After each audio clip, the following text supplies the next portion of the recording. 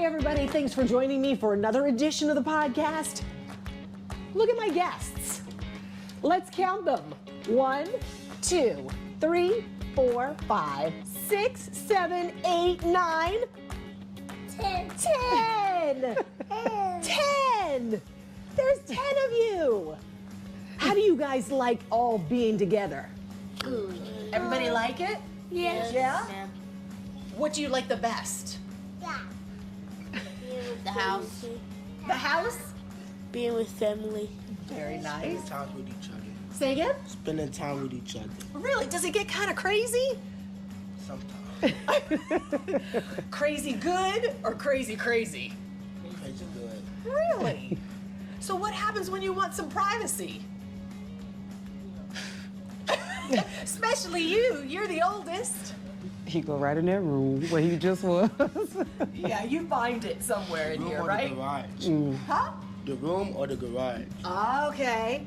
Well, joining me is their mom. This is LONDESHUA Kendrick. Yeah. LONDESHUA, 3 are yours. Which ones are yours? Jeremiah, Faith, and Skylar. Okay. Then who are the rest of these children? They are my new babies. This is Tishawn. That's Trey Jr. Put your hand down. Tavon. Rome and Rio, the twins.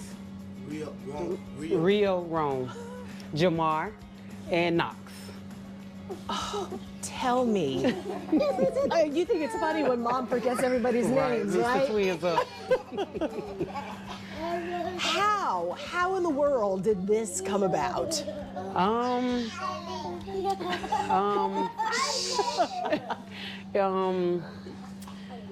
They went into foster care. Well, they got removed from the home at first. Situation happened, they got removed from the home the first time, and then I got them for like 6 months, and they was able to go back home. And then maybe like a couple months later, I was at work, went on break, had a whole bunch of phone calls. I already knew what it was, so I got them. Well, my sister went and got them. And then when I got off from work, we had them ever since. Well, I think they went for like Christmas. Thanksgiving, I think it was, with parents. And then I was scheduled to go out of town. It was for something, but I was scheduled to go out of town already. My flight was booked, everything. And so when I hit the airport, they was calling saying, hey, we need somebody to get them. I'm like, So let's fill everybody in. So you have siblings. How many siblings do you have? I have a lot, but my mom has 4 kids. Okay, and of those 4, you all made a pact. We did. What was that pact? That if anything was to happen to either one of us, that we would get our kids. We'll make sure our kids don't go into the system. Now, you had 3, but that was the least amount of kids. So of your siblings, how many did everybody have? 6 or more. At least 6 or more. So, when one of your siblings was not able to care for their children, 7 boys, how did you, how were you graced with taking care of the 7? I guess at the time I had everything that they needed to have in order for me to get them. I was in a 2-bedroom apartment. I had to put 7 beds in one room. We had to make it work. We had to fit in where we fit in. Oh my goodness, how was that? Oh yeah, great, I'm sure. So, Wow. you know, my background, fingerprint, everything came back good. And then my support system, which is my mentor, my sister, and my mom, and my oldest brother, oh my God. And then of course, you know, outside family and friends and stuff that would help. But my mom and my sister, my mentor has been my arms and my back, and God, of course.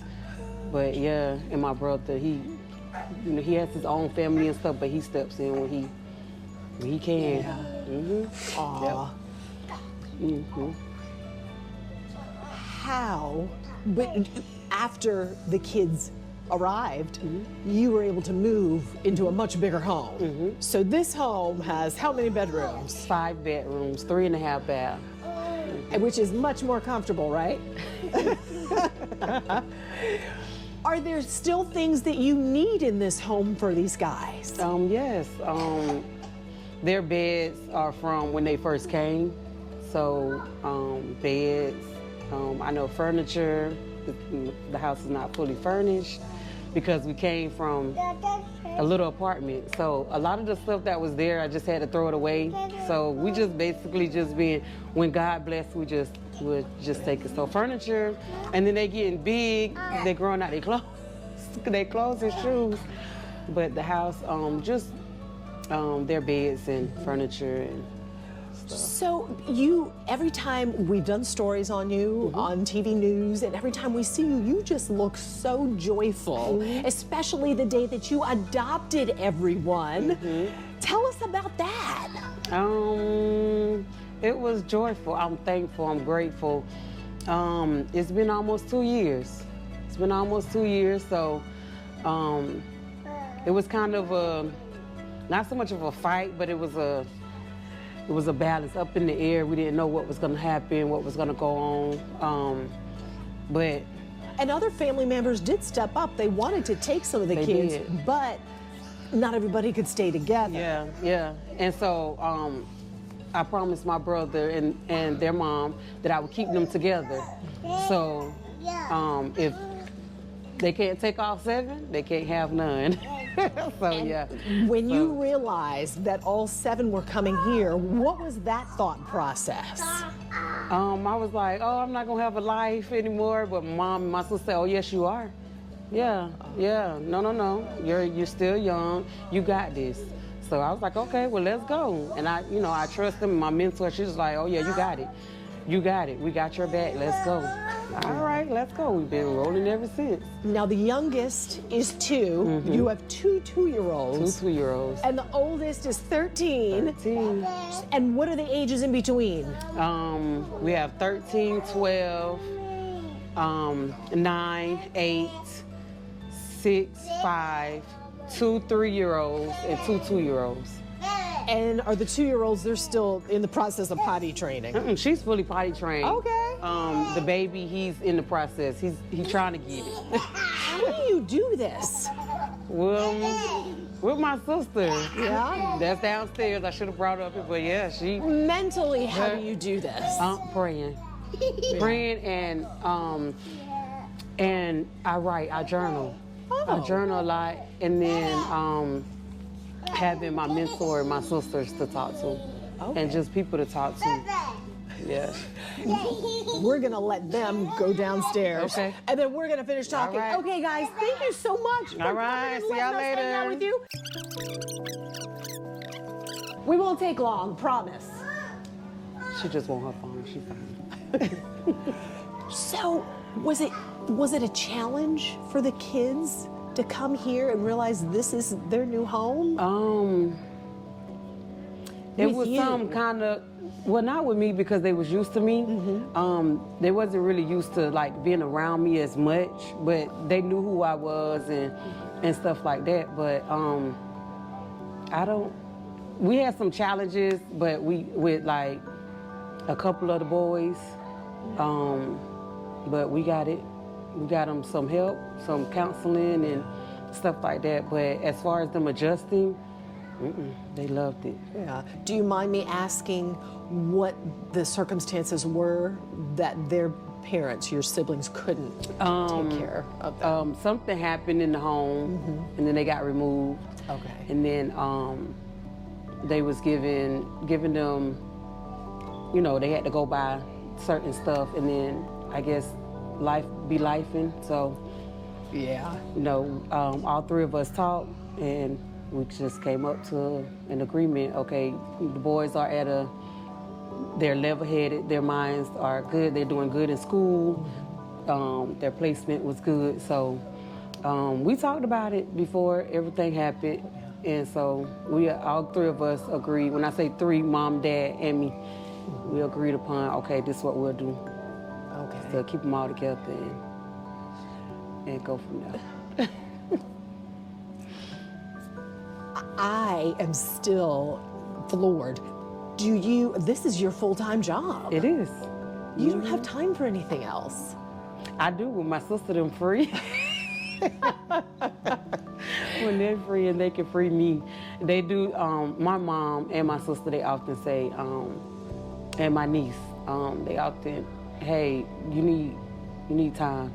I got the kids for such and such weekend, take that weekend and go.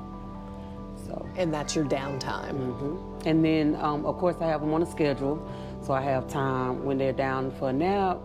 And when they go to bed, I have time, and then I make sure I get up early in the morning and have my one-on-one time with God and stuff. So I think that's really how I stay level-headed, because I sometimes find myself when I don't get up in the morning early and write and stuff like that, it's just like, okay, the house be kind of wild, but the kids be everywhere.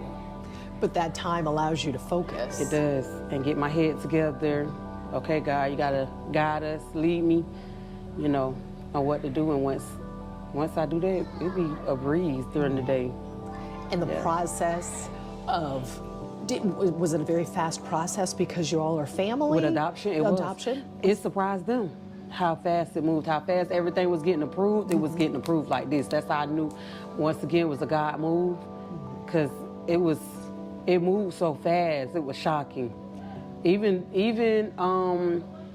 going into the holidays, Thanksgiving, they were still getting approvals coming in a day before Thanksgiving.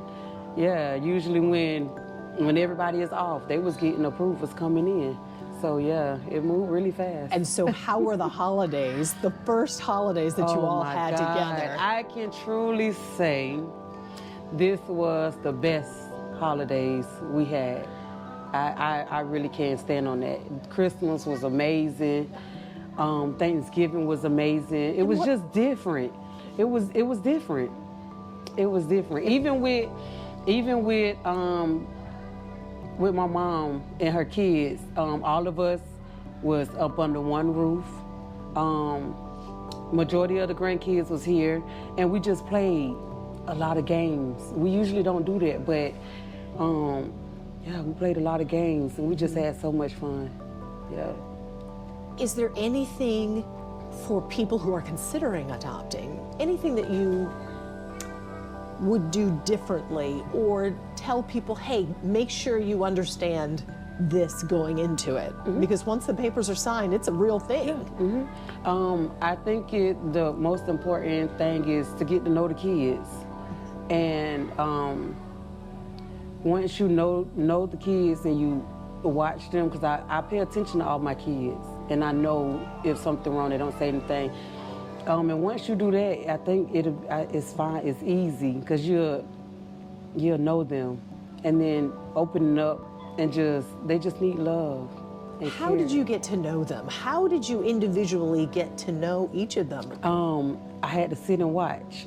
It took some time, but I had to sit and watch. And I'm the type of person, I learn patterns. Mm-hmm. So if we go somewhere or we go around somebody and then we come home and the next day or a couple days is different, then I track back to, okay, where we was before they, made this change.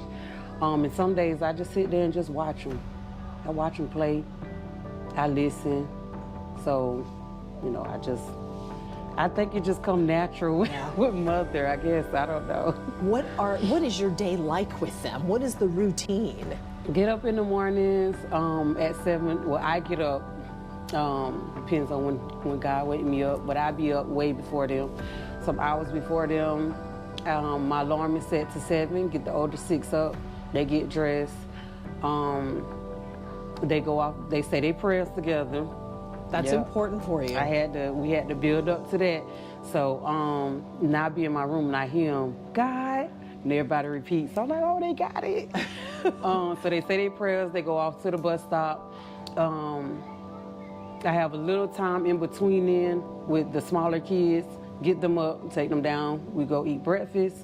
And then they be up watching TV or running around. eat lunch. We got a set schedule for lunch. Kids come home about 3:35. They have a snack and do homework, play, and then we get ready for dinner in bed. And it's like a whirlwind. Start over again. Nowadays, it costs a lot to take care of kids. It does. How do you care for all of them?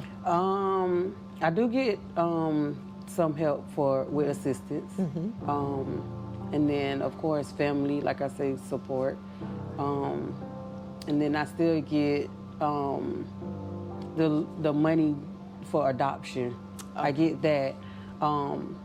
It decreased, so I'm just trusting God with it. You know, I know He got everything under control. He got this. So You're trusting God for a lot because you are also, you're a single mom. I am. You would like to not be a single mom. Right. 10 children though, that is a challenge. But you're confident that you will find Mr. Right. Yep. And I'm waiting, and I'm patiently waiting, because I know he gonna find me. He gonna find me. I just believe that in my heart. I really do. So I know he's not far, but my main focus is not on that, you know, because he's gonna come when he comes. My main focus is really to, you know, keep all the kids' mind level-headed, and in a good headspace in school and stuff like that. Keep us on the right path. And I know as long as I do that, then everything else gonna fall in place. How are you able to do that, especially with the children that aren't yours? How are you able to make sure that they're mentally stable, make sure that they're I talk to them. Yeah, I have one-on-ones with them. I ask them, I tell them, hey, you can talk to me. What do you think about this? Usually when I make a decision, I talk to the older, I think it's 4, that actually can really understand and stuff. I talk to the older 4, get their opinion on it, because I let them know, you know, I don't just always make decisions. Your decision matters. You know, your choice matters.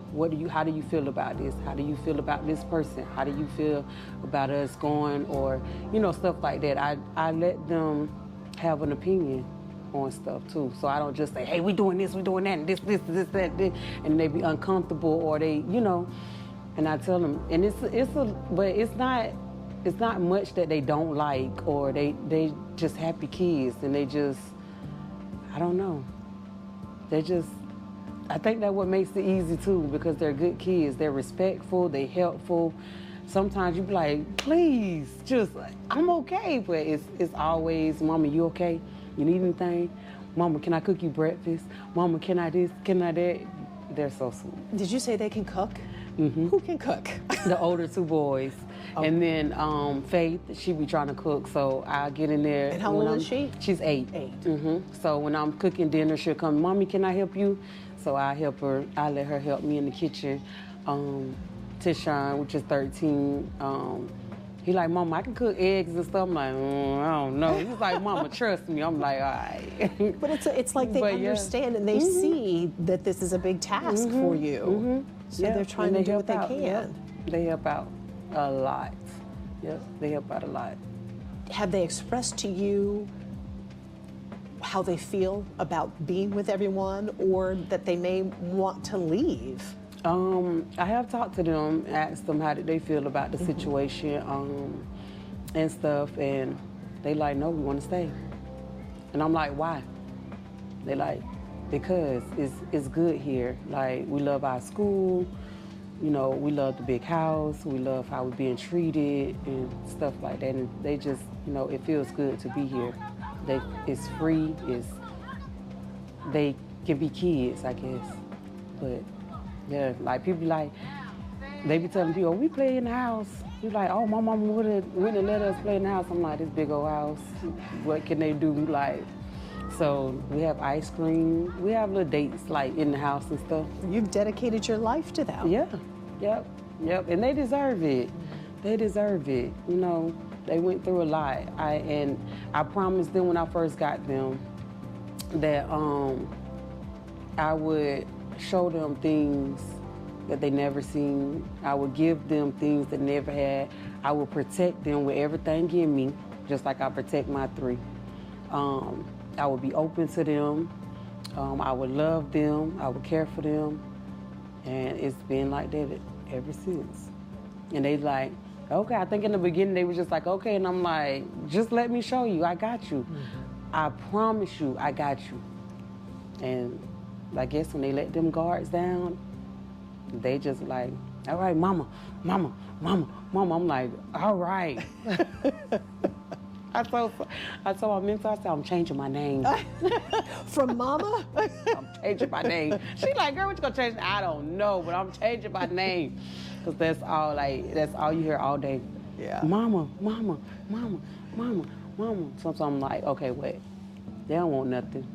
Oh, my finger, you see, I'm like, really? But I It's just all like, part of okay, it, right? Yeah. Like, okay, it's all right, it's all right. And they just go Londesha, sit down. Kendrick, thank you so much. You're welcome. You're welcome. You're welcome.